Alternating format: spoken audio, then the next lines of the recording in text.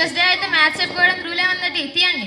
Madam please madam please madam please madam please madam. సరే సరే goal చేయకండి. ఆగండి ఆగండి కానీ క్వశ్చన్స్ అడుగుతాను.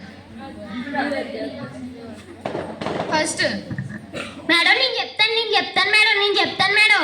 ఆగు, నువ్వే కదా ఇక్కడ ఉన్న వాళ్ళు అందరూ చెప్పాలి కానీ కూర్చో. ఉమ్మా లేకు. a+b² సూత్రం చెప్పమ్మా.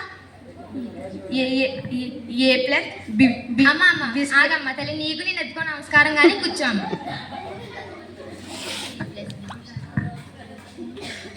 మా ఫ్రెండ్ ఏమంటాను మేడం? మీ ఫ్రెండ్ ఏమనలే కానీ ముందు నువ్వు చెప్పు. a+b² ఏమంటారా? a+b² madam. నేను క్వశ్చన్ అడుగుతులేదమ్మా, ఆన్సర్ చెప్పమంటున్నా. మీరు అదే కదా చెప్పమన్నారు మేడం.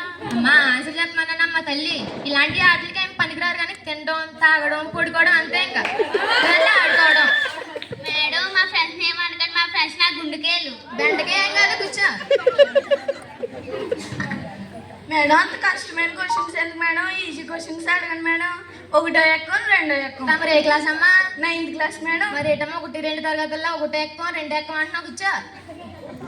మేడం నన్ను అడగండి 1, 2 ఎక్కలు.